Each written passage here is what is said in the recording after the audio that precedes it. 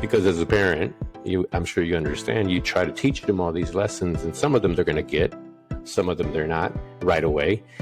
We should all be working towards educating our children on money because it's as essential as the sex talk. Yes. You want them to practice safe sex. You also want them to practice safe debt accumulation, because it's going to haunt them or help them for the rest of their lives if they don't understand how it works.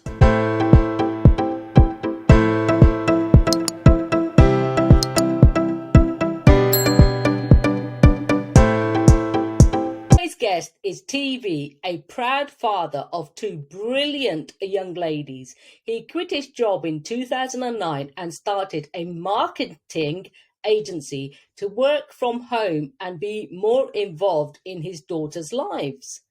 Teevee is now sharing his parenting journey through his writing, podcasts, and arts.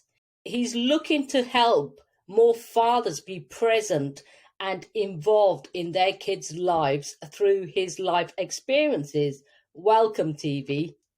Thank you for having me. Pretty excited to be a part of the show. Thank you. What is one of the most courageous things you have done? For me, the most courageous thing would have to be just quitting my job. I wouldn't say lavish job, but a job that I knew what to expect from week to week. I knew that I was going to get paid. I knew I was going to have benefits. I knew everything was secure. I had the most security at that point. But I needed to do something different. I needed to be present for my daughters, and I absolutely had to quit. And not knowing what would happen after that, not knowing if I would succeed, to expect in the future was really risky, but I felt like the risk was worth the reward, which was being home with my daughters. It's fantastic. Yes, the unknown can be scary at times. It is. It's something that limits a lot of people, and even me at times. If I don't know what the end result will be with high likelihood, then obviously we tend to not make those decisions or opt for the more secure ones. But this was an instance where I had to take a big leap of faith. How did it come about that you brought up your two daughters? I was married for 5 years to their mother, and actually had two stepchildren. So at one point, I had 4 kids, three little girls, and 1 little boy. The marriage didn't work out. We had to get divorced. We were both not happy in our marriage. I was forced to make a decision even then to divorce. I would say that's the second biggest bold decision I had to make, in spite of a lot of my cultural upbringing, that you shouldn't divorce. But I decided to divorce for them. And in doing so, knew that I had to do something that was a little more involved in parenting, because I was limited as to the time that I would have with them moving forward.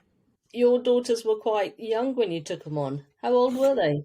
They were 7 and 5 when the divorce was official. And how was that? I mean, having young children, the school run, parenting, must be like you gave up your job. So how was that all compared to shared and going to work?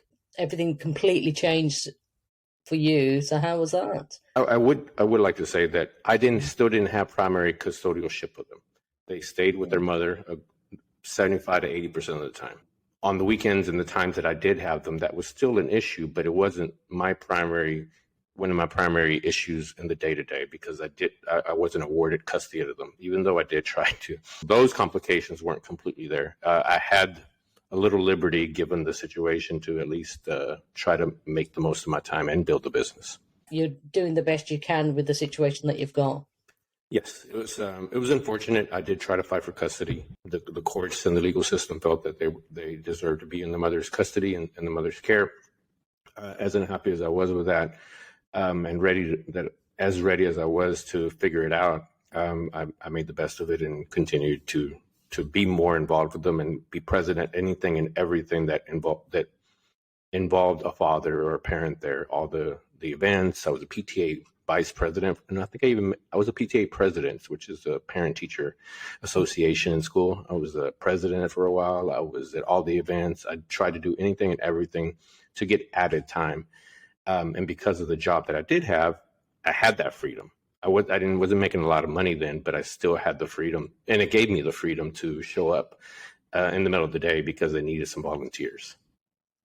I mean, that's great. How many parents can do that for one? I know you've given up your job to Yeah, do that, but to it's very difficult. actually, yeah, uh, because like you said there, it just shows your commitment to your daughters.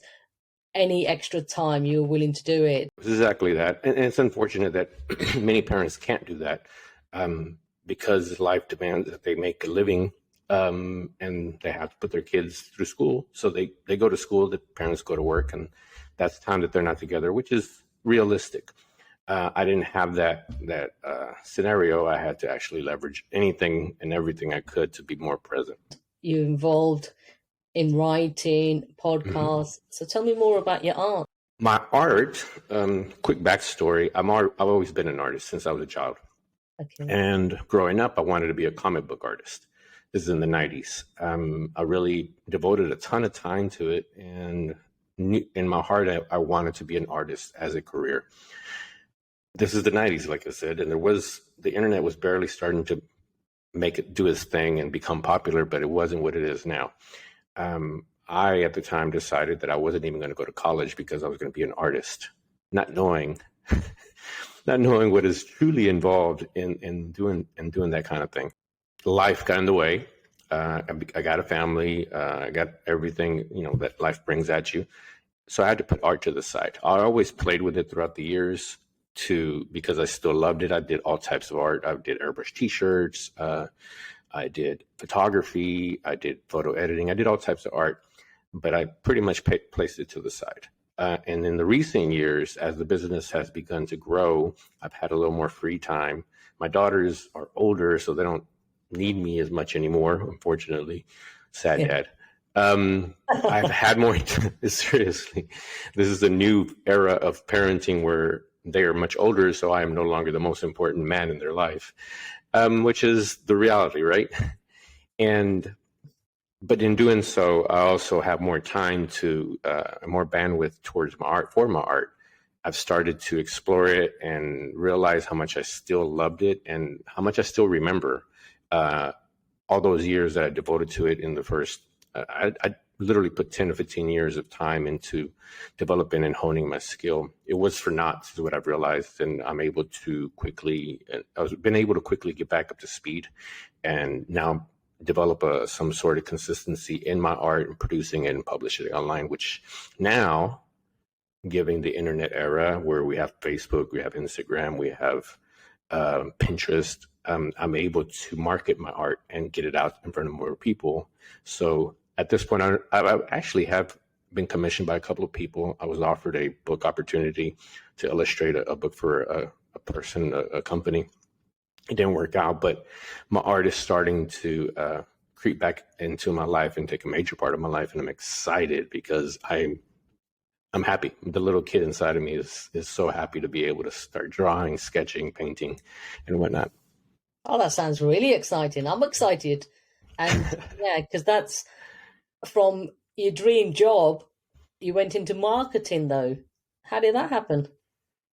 I used to think that it was just an accident, and if you live long enough, you start to discover that nothing's really an accident. Yes. In school, I did when I was in school studying art and whatnot. The primary focus of it was commercial art. So is art with the design, with the intention of selling a product or a service. As life continued, as life evolved and we started discovering that online marketing was a thing, I somehow gravitated towards the marketing aspect. It's still messaging, it's still conveying a message through a piece of work, through a design, through graphic design. So I found my way there accidentally, but in reality, it resonates with me the most. I'm able to illustrate or through graphics, Photoshop or whatnot, Illustrator, able to put together a piece that conveys a message that tries to persuade a person to take an action. So it's kind of something that I've always resonated with. That's good. I might need some tips from you later. I definitely will be blowing this podcast up as much as I can. Thank you. Thank you in advance. Yes. Absolutely. Because you do writing as well, creative writing, is that? I don't know if it's creative writing. I suppose it is. I'm not sure what the true definition of it is, but it's the stories of my life. I've always fancied myself a writer. And early last year, I decided to really make that another focus. Writing, I've discovered, is an essential part of every aspect of our creative lives.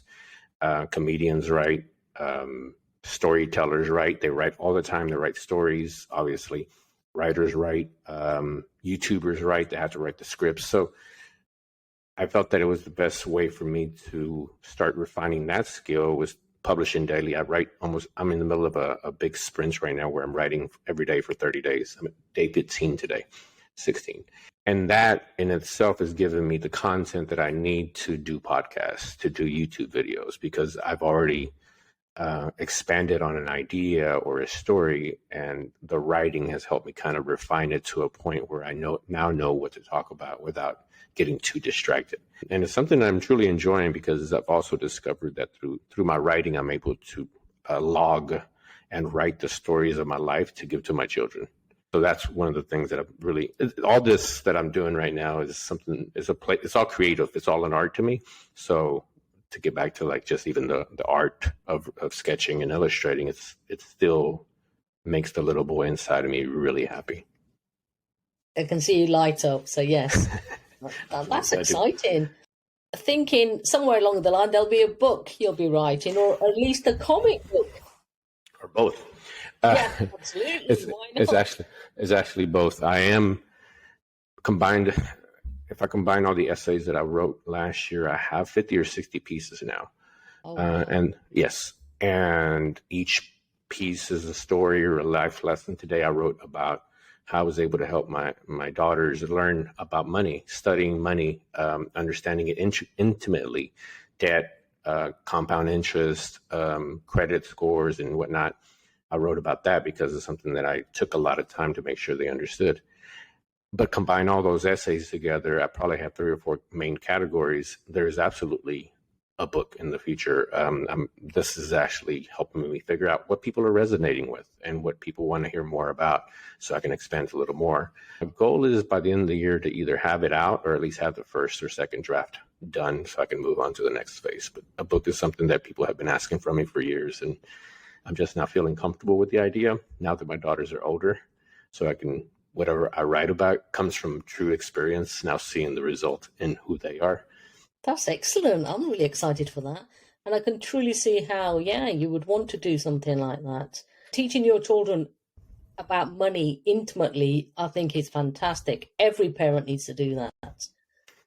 It's something that we all need, right? We all need it. And we make the mistakes we do with money because we don't have all the information or enough information. We kind of stumble our way through. And in our parents' defense, as I study it more, they only knew so much as well.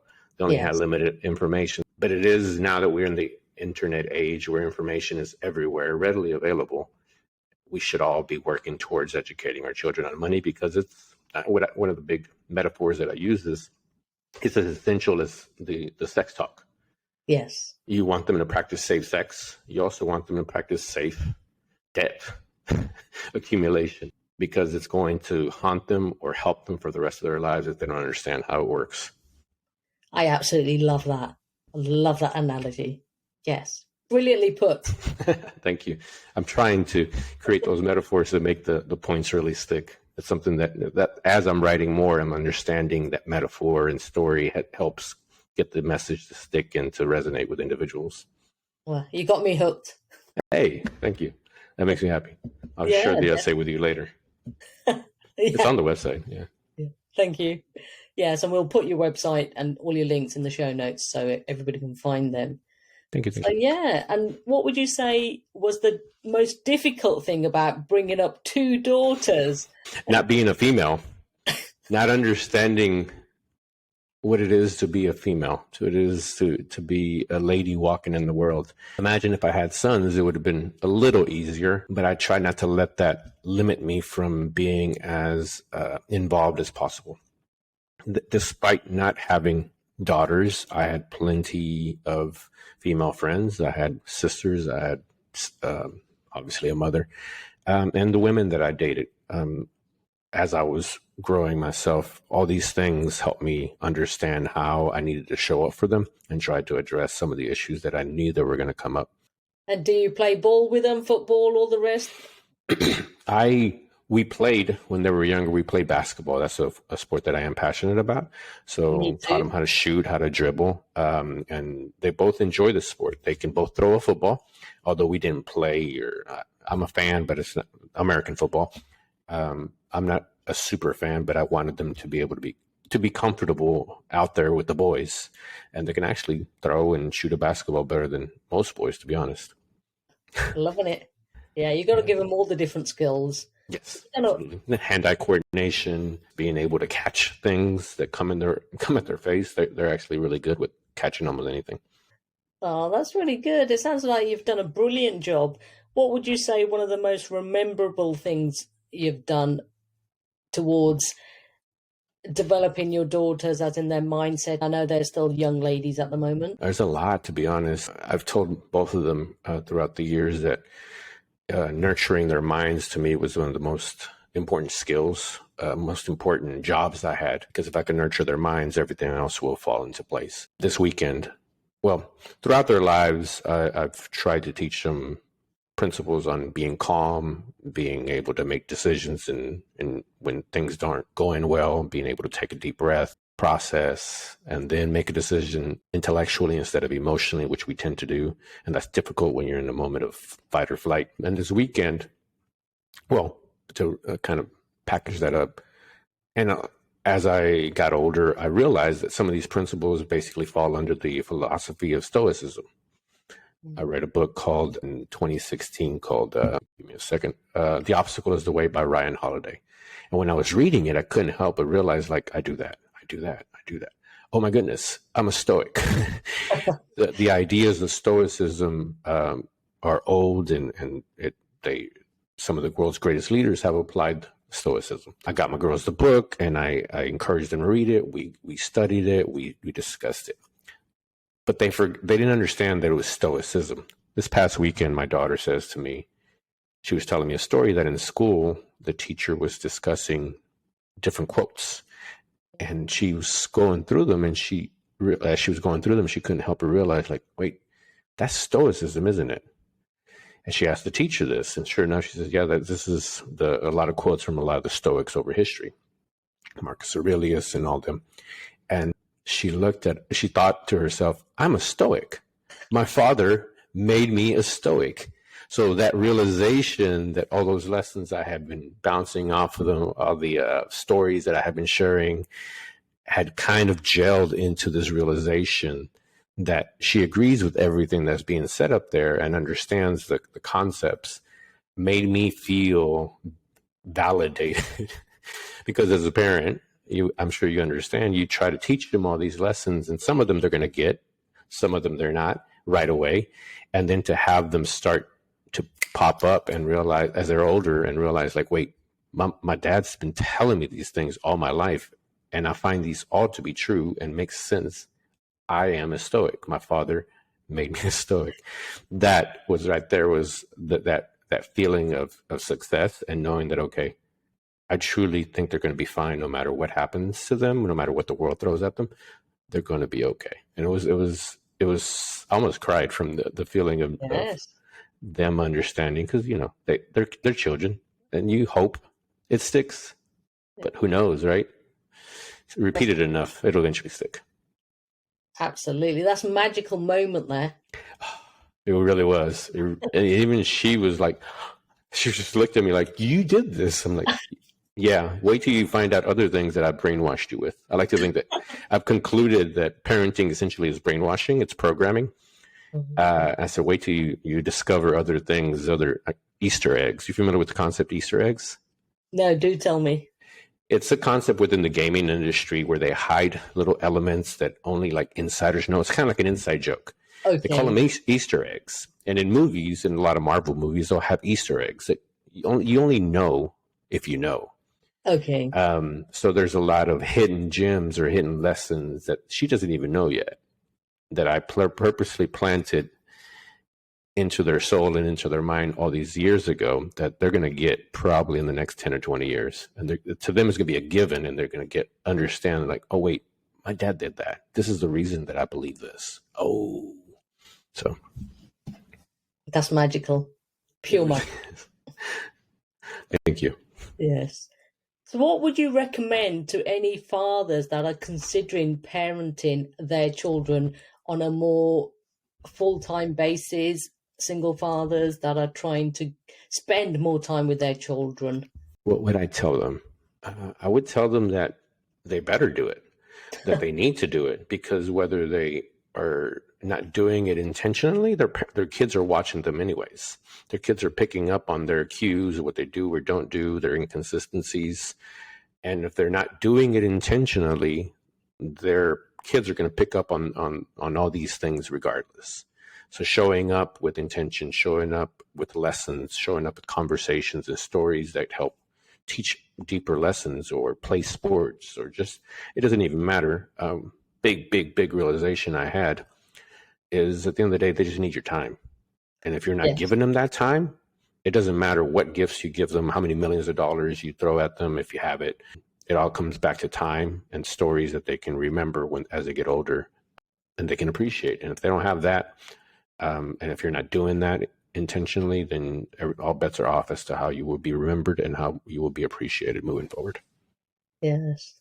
That's great. Absolutely can resonate with that. And I'm sure the listeners can too. I hope so. I hope so. Time is everything. It really is. It really is. Yeah. So, Teevee, tell me more about your podcast called The TV Show. I love your play on words. It was kind of accidental, to be honest. My name is Teevee. I've been called Teevee since I was a kid, since I was in high school. It's short for my full name, called Natividad. My full name is Natividad, which means nativity. Okay. But I've been Teevee since high school, and when I was naming the show, I didn't realize it till my girlfriend pointed out. I'm like, oh, that's so clever. It's the TV show. Oh, yes, sometimes things just happen. But the podcast itself is essentially about everything that I talked about right now. The podcast and my website, everything that I write about is about these topics that I find to be universally important. Parenting, personal development, all these things are what I talk about. These things are what I talk about. All of a sudden, my grammar just went out the window. But parenting to me is one of the most important things that we can do as a society. We're all the children of parents. Those that are struggling the most had troublesome upbringings for whatever the reasons were. So my podcast, my writing and everything revolves around those lessons that I learned growing up and trying to figure out how to be a more present and involved father. So I write about everything that I've learned, my mistakes, my wins, and in hope that other fathers can resonate with it and hopefully take away some actionable steps for themselves. Because some stuff is really simple. It's just a matter of letting go of the ego and making some changes. Now, the ego is really, really a tough individual and tough little identity to let go of. But if you do that, you can find that you make ton of changes that make you better as a man. I'm convinced that if you become a better human that makes better decisions, you automatically become a better man or woman, and you become a better father. It's like automatic, because as a better human, everything else is downstream from that. So that's kind of what everything that I write and I speak about in my podcast, in hopes that more and more people resonate with it. And I'm hearing and I'm seeing through a lot of the content that I'm consuming that there is a movement of fathers and men that want to be more involved, that are willing to be more present, and will show up and put makeup on for their daughters or whatever it takes to be present and involved and just have fun with their children in a way that wasn't necessarily true for generations before us. That's excellent. I truly agree with you. There are a lot more fathers playing a big role in their children, and I say about time. Yes. Yeah, definitely.